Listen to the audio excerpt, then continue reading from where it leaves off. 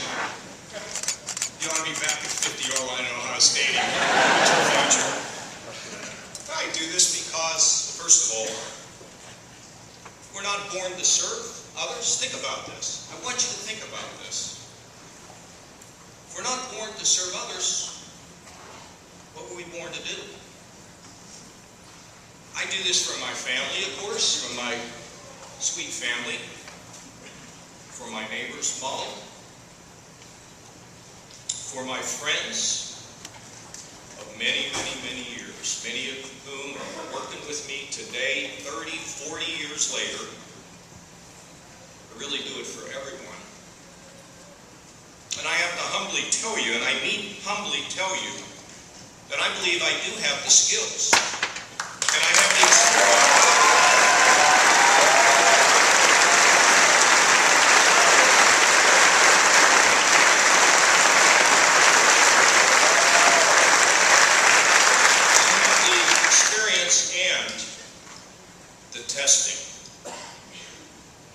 The testing, which shapes you and prepares you for the most important job in the world. And I believe I know how to work and help restore this great United States. And I have to tell you, it's a daunting challenge. I was just at Wendy's on Saturday up here on Hudson Avenue, and two wonderful African-American fellows were there, and I walked in, I was standing behind them, and one said to the other one, I don't know what I believe what I'm seeing, but I think that's Governor Kasich standing here.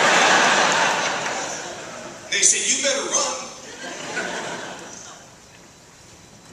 Do you know what that meant to me?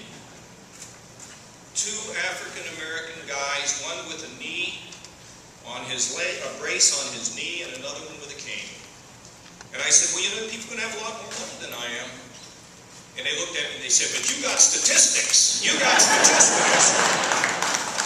So some are going to ask, as they always have, why do you think you can do this? You know, all of my life, people have told me, you can't do something, okay?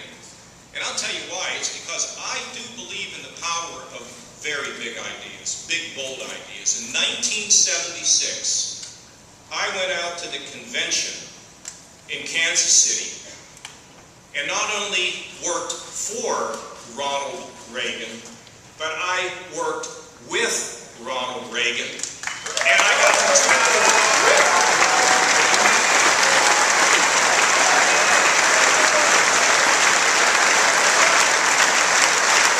I actually knew the guy, okay? The real guy, not from the history book. He lost at that convention. I've been managing, I think, 5 states for him at that convention. I mean, you talk about lightning striking me. I was 24 years old. I walked in. They were one man short and said, could you manage 5 states for the governor? I had no idea what they were saying. I said, of course I could, okay? I had no idea about it. Well, he lost, as you know. And I was there when he met with his closest advisors. And he said, we've lost the battle. We haven't lost any war, because we'll all be back. And I'm going to fix America with all of your help. And of course he did. And it further cemented my notion that big ideas change the world.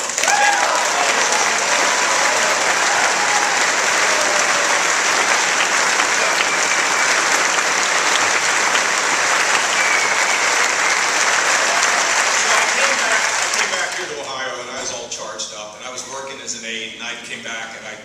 remember meeting with one of my buddies, and I said, you know, I think I'm just going to run for the state senate and beat that guy we've been watching.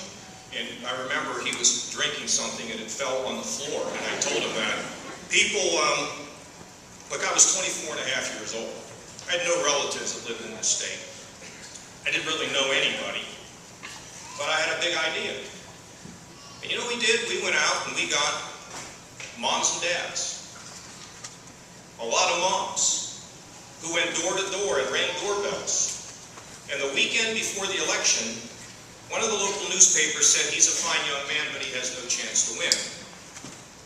Well, I won that election. With the help of the army of volunteers, I went on to chair the health committee, where I learned to work across the aisle because the House was run by Democrats, and that is where I learned that policy is far more important than politics, ideology,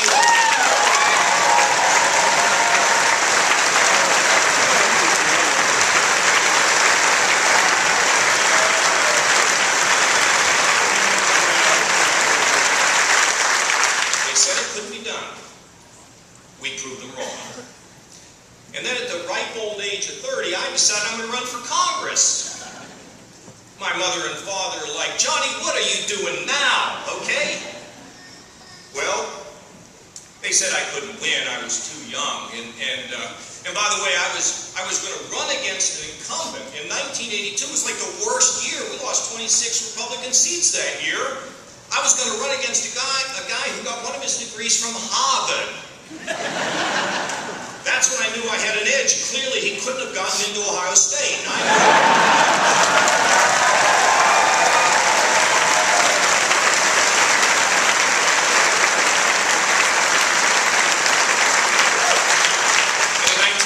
I was the only Republican in America to defeat an incumbent Democrat all across this country. And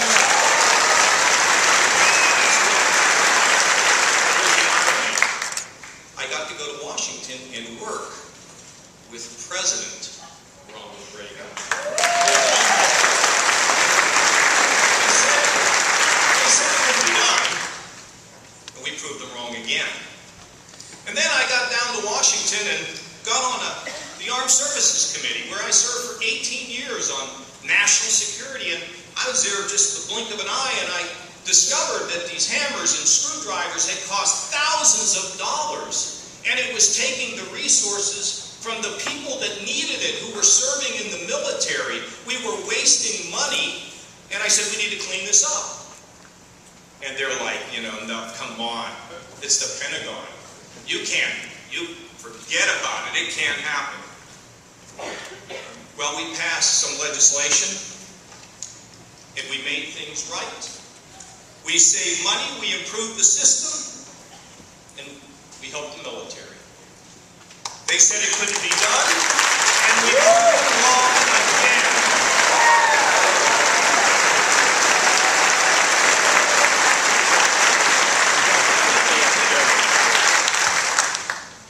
Our military must be improved. We need to cut the bureaucracy, and we need to strengthen our services. Now, I'm a person that doesn't like to spend a lot of money, but in this case, national security climbs to the very top of the heap because we must be strong and we must assume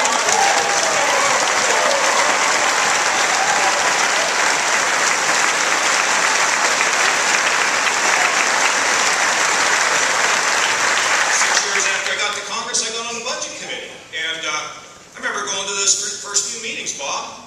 I mean, it was like terrible, and I was complaining. I was up right here at a gas station in Westerville, and I'm saying, these people don't want to do anything. And some guy walked around the pump, and he looked me square in the eye and said, things are so bad, what are you going to do about it? So I flew down to Washington. I met with my staff, about 6 of them, and I said, you know, I think we should just write a budget for the United States of America.